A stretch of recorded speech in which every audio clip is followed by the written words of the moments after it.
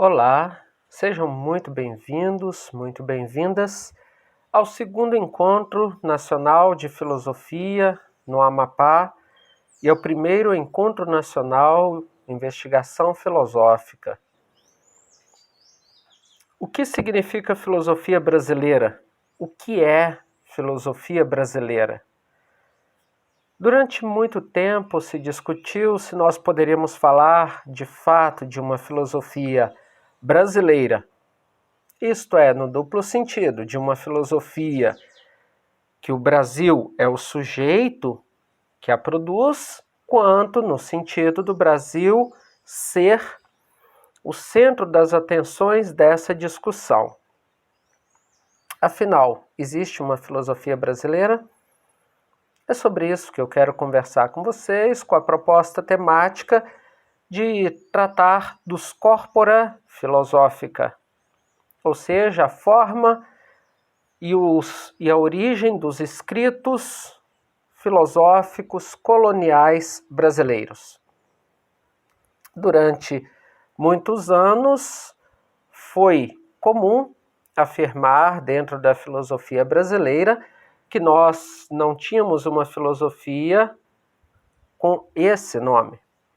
Aliás, ainda há uma longa discussão entre filosofia no Brasil, isto é, filosofia realizada nestas terras, e filosofia do Brasil. Porém, com os últimos avanços que temos, é praticamente impossível manter uma posição que nega a existência da filosofia brasileira e permanecer apenas afirmando que existe uma filosofia no Brasil. Se ela existe, qual o seu alcance, qual é a sua forma e o que ela tem a nos ensinar? Gostaria de partir de uma dupla constatação. A primeira, referente à história dos colégios do período colonial. A primeira observação vem de uma obra do inglês Lawrence Hallowell, O Livro no Brasil, Sua História. É uma obra que no Brasil teve a terceira edição em 2012 e apresenta uma constatação muito interessante, abre aspas, a grande perda que o Brasil sofreu com a dissolução da Companhia de Jesus pode ser sentida na destruição das suas bibliotecas. 15 mil volumes se perderam no colégio em Salvador. Outros 5 mil no Rio de Janeiro, além de 12 mil nos colégios do Maranhão e do Pará. Por esses números, nós podemos fazer algumas pequenas inferências. A primeira em relação às bibliotecas que haviam no período colonial, uma vez que os jesuítas foram expulsos no início da segunda metade do século XVIII. Mais do que isso, é bom observar que essas bibliotecas não eram feitas como as atuais bibliotecas universitárias, que uma obra precisa ter diversos volumes iguais. Nesse caso, nós estamos falando de volumes independentes, isto é, obras de filosofia, de teologia, de humanidades. A segunda constatação é de um livro publicado em 2006 e vem em segundo lugar pelas razões próprias do argumento que ele apresenta. Cito, Pedro Calmon, em específica e documentada obra sobre a vida literária baiana, escreve: são em pequeno número os filósofos, e seus escritos, acrescentaríamos, em um número insignificante. Tê-los íamos, em boa quantidade, caso não se tivessem perdido as defesas de teses do nosso Colégio das Artes, isto é, o Colégio da Bahia. Das conclusões públicas de filosofia, sobraram-nos uma do Maranhão, uma do Recife, uma do Colégio Franciscano, no Recife, e uma do Rio de Janeiro. ao menos se tivesse restado o Manual de Filosofia escrito por Antônio Vieira, citado já pelo Rodrigo Arriaga. E aí segue a citação. Essa é uma obra de Lima Júnior e Castro, de 2006, na página 51. Que essa citação nos mostra? Nos mostra o que aconteceu com boa parte daquilo que foi escrito no Brasil durante o período colonial. Quase tudo foi destruído com a expulsão dos jesuítas.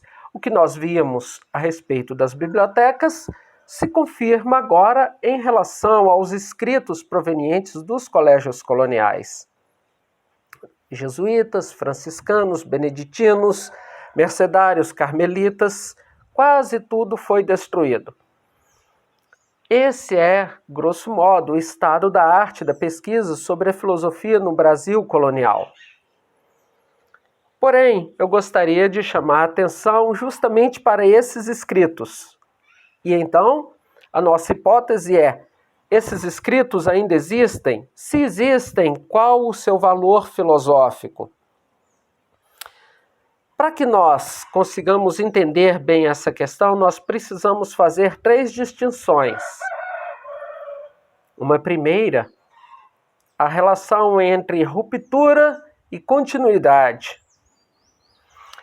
É muito fácil nós pensarmos uma filosofia brasileira excluindo qualquer relação de continuidade com a filosofia ou com a herança colonial. Nesse sentido, nós teríamos uma ruptura com a cultura europeia, uma ruptura completa.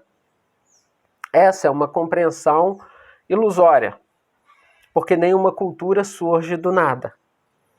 O segundo aspecto seria pensar a cultura e a filosofia colonial como mera continuidade da cultura europeia, o que seria igualmente ilusório. Por quê? Porque não há quem retome a filosofia de qualquer que seja a matriz e permaneça apenas da repetição. A terceira distinção necessária é a distinção entre novidade e originalidade. A segunda distinção. Dentro da filosofia moderna, a novidade se tornou um dos grandes valores, sobretudo a partir de Descartes, que quer reconstruir as bases do saber, de um saber completamente novo. A novidade, nesse aspecto, se impõe como uma das principais moedas de troca da filosofia colonial. Mas a filosofia colonial, como herdeira do período medieval, a novidade nunca foi valor, mas sim a busca de originalidade. E originalidade responde precisamente a partir de um conceito bastante interessante e produtivo para pensarmos a filosofia. Originalidade não significa novidade, mas sim a volta às origens do pensamento colonial. A volta àquilo que são as suas verdadeiras origens. Nesse aspecto, nós estamos pensando a volta à relação com o pensamento antigo e medieval. Originalidade, portanto, em termos de filosofia colonial, é um diálogo estreito com as origens desse pensamento, isto é, o pensamento antigo e o pensamento medieval. Uma terceira distinção é aquela entre o sanchismo e o fonsequismo. As duas matrizes, a sanchista diria que nós temos uma herança que é mais pautada pelo pragmatismo e nada feita aos escritos. Nós teríamos algo como uma filosofia de vida, um modo de viver, mas não uma filosofia escrita, acadêmica. A tradição fonsequista, ao contrário, admite que nós tenhamos uma filosofia, mas a documentação ainda é rara. Quando nós olhamos para o estado da arte da pesquisa atual, as principais referências bibliográficas não são muito animadoras. Se nós olharmos para a obra de Walter Bernhard Redmond, É uma obra de 72, Bibliografia da Filosofia nas Colônias Ibéricas. O Redmond, nessa obra, cita apenas alguns autores de relevo do período colonial. A saber, ele cita Manuel do Desterro, Gaspar da Madre de Deus, Francisco Monte Alverne, Silvestre Pinheiro Ferreira e Luiz Vieira da Silva. Apenas 5 autores. Isso seria pouco animador. Se olharmos para o Dicionário de Autores Coloniais da professora Palmira Almeida, de 2010, ela não cita praticamente nenhum autor daqueles que nós conseguimos localizar no catálogo em Évora. Isto é, autores que escreveram textos filosóficos no período colonial. Se nós fôssemos ainda ao dicionário do Brasil colonial, do Ronaldo Vanfas, um dicionário excelente do ano 2000, nós não encontramos lá os verbetes ensino, colégio, universidade, professor, escola. Isso é sintomático. Se um autor que organizou um dicionário tão cuidadoso como Vanfas ainda não identificou esses conceitos, é sinal de que eles tinham uma repercussão muito pequena em nosso meio. E, finalmente, nós sabemos que a coroa portuguesa nunca quis consentir que houvessem escolas aqui na América Portuguesa e, como eles dizem, abre aspas, para manter os fortes vínculos da dependência colonial. É nesse lugar que nós podemos entender o que surgiu durante o período colonial. Em primeiro lugar, nós tivemos escolas que eram escolas para ensinar a ler, escrever e contar só. E nós tivemos outras escolas de um nível mais avançado, quase sempre destinadas aos religiosos, que ensinavam retórica, latim, humanidades, filosofia e teologia. Com isso, nós chegamos a um ponto. Aquele que o Serafim Leite diz na sua obra de 1949, História da Companhia de Jesus, no 7º volume, página 224. Abre aspas. A história da cultura escolar colonial ainda não foi feita em bases científicas, o que vem a significar que ainda não se estudou nas suas fontes, dentro dos ambientes e dos livros que foram veículo dela. De fato, a história da filosofia colonial está por ser feita. E por quê? Se nós desconsiderarmos o período colonial, dificilmente nós entenderemos os períodos posteriores. E foi exatamente falando do período colonial que eu tive 2 gratas surpresas. A primeira foi encontrar na obra do Rubens Borba de Moraes, publicada em Amsterdã, em 1958, uma referência. A obra se chama Bibliografia Brasiliana. Encontrei uma referência extremamente valiosa sobre escritos coloniais brasileiros. E isso foi em 2011 que eu li a obra.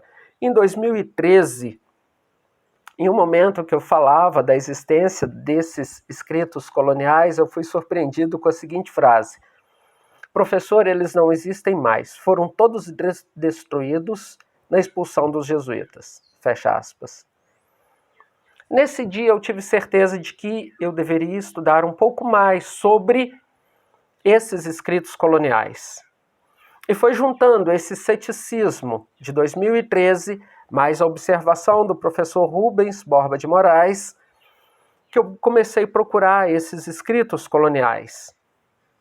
E agora gostaria de apresentar a vocês um conjunto, os Corpora Philosophica, isto é, um conjunto de escritos filosóficos coloniais brasileiros. Ao contrário do que diziam da inexistência desses escritos e da completa extinção, eles existem e não são pouco numerosos. Começaria pelo corpus maranhense. No Colégio do Maranhão que funcionou do final do século XVII à metade do século XVIII, no seu período áureo, nós temos pelo menos 17 glossas. E o que significam isso? Escritos de caráter geral sobre os aspectos principais da filosofia. Toma-se um tema da filosofia, escreve-se a definição universal e particular do conceito, depois a sua relação em termos de signo linguístico, em terceiro lugar, a resolução do problema básico que envolve esse conceito, e em quarto lugar, as conclusões acerca desse conceito, tanto no aspecto da filosofia natural, quanto no aspecto da filosofia transnatural. Desse modelo de escrito, que são as glossas filosóficas, muito comuns no período medieval, nós temos 17 textos. Existem também 2 comentários à Parva Naturalia de Aristóteles, isto é, 2 comentários aos escritos físicos de Aristóteles, que começam sobre o mundo e os elementos e vai até geração e corrupção. Temos também 10 conclusões, sendo 2 conclusões de moral, 1 conclusão de teologia, 4 de filosofia e as outras de teoria do conhecimento. E temos também 4 teses. Uma sobre os universais, que trata deles, do silogismo e da lógica argumentativa. Uma de teologia e 2 de lógica. Bem, com isso nós temos, do Colégio do Maranhão, nós temos um corpus filosófico de nada menos que 33 escritos. Temos também do Pará alguns textos. Do Pará nós temos uma glossa que foi conservada em meio aos escritos do Colégio do Maranhão, mas não se mistura com eles. Nós temos 2 conclusões filosóficas, uma sobre a injúria pessoal e uma sobre a escravidão, em que se discute, critica-se e coloca-se em xeque o uso da escravidão dentro da colônia. Nesse texto sobre a escravidão, há uma crítica direta a Antônio Vieira e temos uma conclusão sobre teologia, sobre o mistério da encarnação. E, neste ponto aqui, é necessário fazer uma observação. Provavelmente os 2 comentários a Aristóteles talvez não pertençam ao Maranhão, mas sim ao Pará, porque o estilo da escrita é mais próprio dos escritos do Pará. Mas isso ainda não temos informações suficientes, precisamos fazer análises mais detidas. Desse corpus do Pará, apenas as conclusões sobre a escravidão foram recentemente publicadas em um livro chamado Escritos sobre Escravidão, organizado por mim e pelo professor João Paulo Rodrigues Pereira. Do Rio de Janeiro, nós temos também uma série de escritos. Nós temos o clássico texto Conclusões Metafísicas sobre o Ente Real, escrito pelo Francisco de Faria e pelo seu aluno Francisco Fraga em 1747. Nós temos um exercício de Universa em filosofia, que era uma apresentação geral da filosofia, tratando nesse aspecto de lógica, física e metafísica. Nós temos um curso filosófico de Antônio de São Bernardo, um curso filosófico completo de 1740 a 1742. Nós temos as Instituições de Filosofia Eclesiástica, de Frei José da Natividade, e nós temos também um volume de Escritos de Filosofia, uma coletânea organizada por João do Apocalipse. Bem, aqui nós temos 5 textos do Colégio do Rio. Curiosamente, o primeiro foi o que eu havia trabalhado em 2015 no livro Filosofia Brasiliensis, pude fazer a tradução desse texto e fazer o comentário desse texto. De Minas, nós temos pelo menos 6 textos. Um texto chamado Tese Filosófica de Lógica e Metafísica, publicado em Ouro Preto em 1828. Temos um caderno de anotações do início do século XIX sobre transformismo ou darwinismo. Temos um caderno de anotações de filosofia, um caderno de meditações. Temos um outro texto raríssimo e muito interessante chamado Regulae Scholasticorum, de 1807, que era o Ratio Studiorum dos Lazaristas.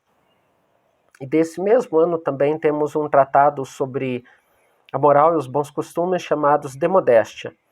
E finalmente temos um texto longo chamado Escravatura Ofendida e Defendida, do padre Antônio Ferreira Viçoso, de 1840, em que ele critica um outro religioso que havia escrito defendendo a escravidão. Esses textos se referem à lei abolicionista de 1831. Bem, esse texto do padre Antônio Ferreira Viçoso também foi publicado em Escritos sobre Escravidão. E, finalmente, temos 3 textos do Colégio Serenense, do Mato Grosso. Nele nós temos um curso filosófico, um curso de filosofia peripatética, em 2 partes, escrito por Emanuel de Santana. A primeira parte trata da filosofia peripatética aristotélica. Na segunda parte, ele trabalha a física em geral. Naturalmente, a primeira é a lógica, a segunda é a física. E temos também um Cursum Philosophicum et Recompilatum. Um curso filosófico completo, lógica, física e metafísica, do Frei Emanuel dos Anjos. Esse texto é de 1756 e nós estamos editando. A nossa ideia é fazer a edição completa desse texto em versão bilíngue. A parte da lógica já está toda transcrita. Estamos trabalhando exatamente no desenvolvimento e na organização desse texto. Nesse momento, estamos iniciando a tradução. Com todos esses textos do Maranhão, do Pará, do Rio, de Minas, do Mato Grosso, sabemos que existem outros em São Paulo, mas ainda não tivemos acesso às informações completas, por isso não os trouxemos. Com isso, nós podemos dizer que não existe filosofia colonial brasileira? Eu creio que não. Esse argumento não se sustenta exatamente em virtude da quantidade de escritos que já temos. Com isso fica evidente. Em primeiro lugar, precisamos voltar a estudar a história dos colégios, dos autores e dos escritos coloniais. Em segundo lugar, além de estudar a história do ensino, nós precisamos entender os métodos possíveis de acesso à filosofia colonial brasileira. Colonial e contemporânea. E com isso estabelecer diálogos multilaterais com as outras ciências interdisciplinares, com a história, com a geografia, com as ciências humanas e exatas, para que a gente consiga ter um panorama mais amplo do período colonial para situar a história desses colégios. E, finalmente, faço minhas as palavras do professor Paulo Margutti, cito: essa oposição, a saber, a oposição entre filosofia no Brasil e filosofia do Brasil, deixa claro que somente com muito má vontade alguém ainda dirá que não existe filosofia brasileira. Fecho aspas. Essas palavras estão na página 685 do 2º volume da História da Filosofia do professor Paulo Margutti, publicado neste ano. Com isso, nos parece, e fica bastante patente, que nós temos corpus filosófico, nós temos elementos para refletir sobre a filosofia e nós temos um contexto filosófico amplo. É exatamente por isso que, a meu ver, falta nos discutir e levar a sério a herança filosófica brasileira. Estudar a filosofia brasileira é, antes de tudo, hoje, voltar os nossos olhos tanto para a realidade nacional quanto para a história que nos precedeu. Essa é apenas uma provocação. Outras informações, aprofundamentos, nós temos em textos como Filosofia Brasiliense, que está disponível na internet, tanto quanto em A Lógica da Necessidade, o primeiro é de 2015, o segundo de 2018, também disponível na internet. E abrimos agora para o debate com todos vocês. Agradeço mais uma vez o convite, parabéns aos organizadores do segundo Encontro Nacional de Filosofia no Amapá e do primeiro Encontro Nacional Investigação Filosófica. Obrigado pelo convite.